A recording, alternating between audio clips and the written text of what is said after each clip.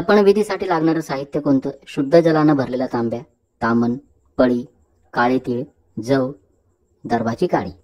एका भांड्यामध्ये शुद्ध जल घ्यायचं, त्यामध्ये काळे तीळ टाकावेत, जव टाकावेत, पांढरे तांदूळ टाकावेत. पितृतर्पण आपण कधी करू शकतो? पितृतर्पण आपण अगदी रोज पितरांच्या स्मरणार्थ करू शकतो. पितृपक्षामध्ये आपल्याला ज्या दिवशी श्राद्ध करायचं असेल, श्राद्धाच्या तिथीच्या दिवशी करू शकता, किंवा सर्व पितृ अमावस्येच्या दिवशी देखील आपण हे पितृतर्पण करू शकता. शक्यतो सकाळी किंवा दुपारी 12 वाजेच्या आत तर्पण हा विधी करावा. आपल्याकडे ज्या दिवशी श्राद्ध भोजन असेल त्या दिवशी सकाळी किंवा 12 वाजेच्या आत आपण तर्पण विधी करावा. महिला तर्पण करू शकता, श्रद्धेनं करा. स्नान करा, शुभ्र वस्त्र परिधान करा. तर्पणाचं जे साहित्य ते जवळ घेऊन बसायचं. गणपती बाप्पाचं प्रथम स्मरण करा. वक्रतुंड महाकाय सूर्यकोटी समप्रभ निर्विघ्नं कुर्मे देव सर्वकार्येषु सर्वदा. यानंतर आपण आपल्या शुद्धीसाठी आचमन करणार आहोत.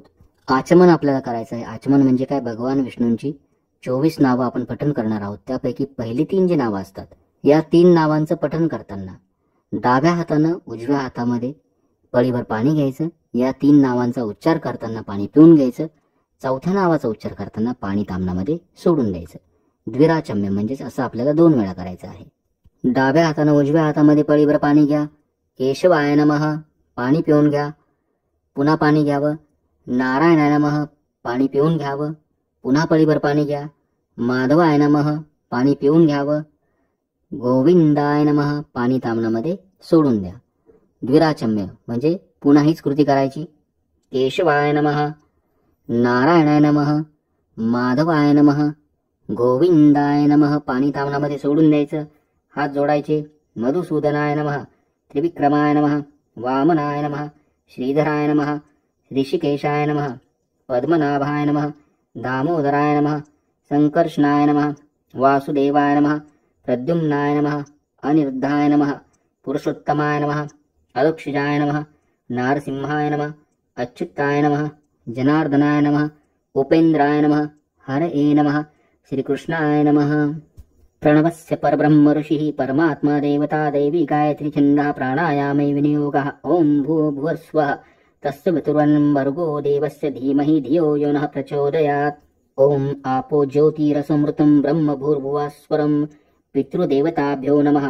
ब्राह्मणेभ्यः स्वागतं सुस्वागतं. विष्णवे नमः, विष्णवे नमः, विष्णुर्विष्णुः. आता संकल्प करायचा. आपल्या उजव्या हातामध्ये पळीवर पाणी घ्या. त्यामध्ये एखादं फूल घ्यावं. अद्य पूर्वोच्चारित वर्तमान एवं गुणविशेषण विशिष्टायां पुण्यतिथो म्हणायचं. मम आत्मनः श्रुतिस्मृती पुराणोक्त फल प्राप्त्यर्थम मम. वडिलांसाठी जर तर्पण करणार असेल तर पितुः, आणि आईसाठी असेल तर मम मातुः असं म्हणायचं. महालय श्राद्धांगात्वेन परेहाणी कर्तव्यम सद्यः पितृ किंवा मातृ तर्पणम करिष्ये. हातातील पाणी ताम्हणामध्ये सोडून द्या. अशा रीतीने आपण संकल्प केला. ताम्हणामधील पाणी झाडाला घालावं, तुळशीला घालू नका. ताम्हण स्वच्छ करून घ्यायचं. आता आपण प्रथम देवांसाठी उदक सोडणार आहोत, म्हणजेच पाणी सोडणार आहोत. आपल्या उजव्या हातावर सरळ बोटांवरून शुद्ध जल 2 वेळा सोडायचं. विश्वान देवान तर्पयामी. हा विधी झाल्यानंतर आपण आता पितरांना तिलोदक देणार आहोत, म्हणजेच तीळ मिश्रित पाणी अर्पण करणार आहोत.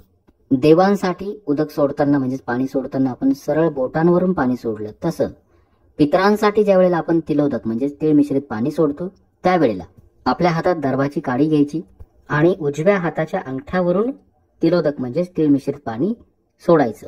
आता जे जे गेलेले पितर असतील प्रत्येक पितरासाठी आपण मंत्राचा उच्चार करून त्यांना उजव्या हाताच्या अंगठ्यावरून तिलोदक सोडायचं. प्रथम पित्यासाठी उजव्या हाताच्या अंगठ्यावरून 3 वेळा तिलोदक सोडायचं. अस्मक पितुः, वडिलांचं नाव घ्यायचं. शर्मणः, गोत्राचा उच्चार करायचा. गोत्र माहीत नसेल तर कौशिक म्हणायचं. गोत्रम वसुरूपम स्वधा नमस्तर्पयामी, स्वधा नमस्तर्पयामी, स्वधा नमस्तर्पयामी. 3 वेळा तिलोदक सोडून द्यायचं. अंगठ्यावरून उजव्या हाताच्या अंगठ्यावरून 3 वेळा तीळ मिश्रित पाणी सोडायचं. हे झालं पित्यासाठी तर्पण. त्यानंतर आपल्या आजोबांसाठी अस्मत पितामह, आजोबांचं नाव घ्यायचं. शर्मणः, त्यांच्या गोत्राचा उच्चार करा. गोत्रम रुद्ररूपम स्वधा नमस्तर्पयामि स्वधा नमस्तर्पयामि स्वधा नमस्तर्पयामि. उजव्या हाताच्या अंगठ्यावरून आजोबांसाठी 3 वेळा तीळ मिश्रित पाणी सोडून द्यायचं. यानंतर आपल्या पंजोबांसाठी 3 वेळा तिलोदक सोडायचं. अस्मत प्रपितामह त्यांचं नाव घ्या. शर्मणः त्यांच्या गोत्राचा उच्चार करायचा. आदित्य रूपम स्वधा नमस्तर्पयामि स्वधा नमस्तर्पयामि स्वधा नमस्तर्पयामि. 3 वेळा पंजोबांसाठी तिलोदक ताम्हणामध्ये सोडून द्या. वडील, आजोबा आणि पणजोबा या 3 पिढ्यांसाठी आपण त्यांना तिल मिश्रित उदक अर्पण केलं, म्हणजेच तर्पण केलं. यानंतर आईसाठी, जर आई दिवंगत झाली असेल, आईसाठी तर्पण करायचं असेल तर उजव्या हाताच्या अंगठ्यावरून 3 वेळा तीळ मिश्रित पाणी ताम्हणामध्ये सोडून द्यायचं. मातरम नाव घ्यायचं. दाम त्यांच्या गोत्राचा उच्चार करायचा. माहित नसेल कौशिक म्हणायचं. गोत्राम वसुरूपाम स्वधा नमस्तर्पयामि स्वधा नमस्तर्पयामि स्वधा नमस्तर्पयामि. आईसाठी उजव्या हाताच्या अंगठ्यावरून 3 वेळा तिलोदक अर्पण करायचं. यानंतर आपल्या वडिलांची आई म्हणजेच आपल्या आजीसाठी उजव्या हाताच्या अंगठ्यावरून 3 वेळा तिलोदक सोडून द्यायचं. पितामही नाव घ्यायचं आजीचं. दाम गोत्राचा उच्चार करायचा. रुद्र रूपाम स्वधा नमस्तर्पयामि स्वधा नमस्तर्पयामि स्वधा नमस्तर्पयामि. आजीसाठी उजव्या हाताच्या अंगठ्यावरून 3 वेळा तीळ मिश्रित पाणी ताम्हणामध्ये सोडून द्यायचं. यानंतर आपल्या वडिलांची आजी म्हणजेच आपली पणजी, पणजीसाठी आपण तिलोदक सोडणार आहोत. प्रपितामही पणजीचं नाव घ्यायचं. दाम तिच्या गोत्राचा उच्चार करा किंवा कौशिक म्हणावं. गोत्राम आदित्य रूपाम स्वधा नमस्तर्पयामि स्वधा नमस्तर्पयामि स्वधा नमस्तर्पयामि. 3 वेळा उजव्या हाताच्या अंगठ्यावरून तिलोदक ताम्हणामध्ये सोडून द्यायचं.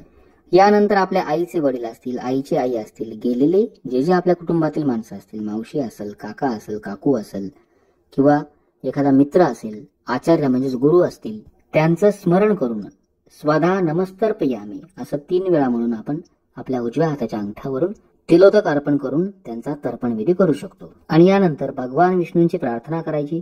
ओम नमो भगवते वासुदेवाय विष्णवे नमो विष्णवे नमो विष्णवे नमो नमः. आपल्या श्राद्ध तिथीला आपले वडील, आजोबा, पणजोबा यांचं अशा पद्धतीनं आपण तर्पण करा. सोबत आपले जे नातेवाईक असतील त्यांच्याही नावाचा उच्चार करून आपण त्यांना तर्पण म्हणजेच तिलोदक अर्पण करू शकता. श्राद्ध तिथीला आपल्याला नाही जमलं किंवा हा व्हिडिओ समजा आपण उशिरा बघितला तर आपण सर्व पितृ अमावस्येच्या दिवशी अशा पद्धतीनं तर्पण हा विधी करून आपल्या पितरांना संतुष्ट करू शकता. अशा रीतीनं तर्पण केल्यानंतर जमिनीवरच एखाद्या वाटीमध्ये थोडेसे काळे तीळ नैवेद्य म्हणून पितरांना ठेवायचे. पितरांना नमस्कार करायचा. त्यानंतर श्राद्ध भोजन श्रद्धेने करावं. यावेळी जेवढं शक्य होईल तेवढं अन्नदान करायचं. गाईला, कावळ्याला, कुत्र्याला घास द्यावा. याचक भिकारी यांना तृप्त करावं. पितृमंत्र, पितृस्तोत्र या दिवशी पठण करावा. आपल्या पितरांच्या आत्म्याच्या शांतीसाठी श्रद्धेनं आपण श्राद्ध दिनी किंवा सर्व पितृ अमावस्येच्या दिवशी सकाळी हा तर्पण विधी नक्की करा. पितरांची कृपा आपल्यावर नेहमी राहील. आपल्या मनाला समाधान नक्की लाभेल. व्हिडिओ आवडला लाईक करा, शेअर करा, चॅनल सबस्क्राईब करा. श्री स्वामी समर्थ. जय जय स्वामी समर्थ. पितृदेवताय नमः.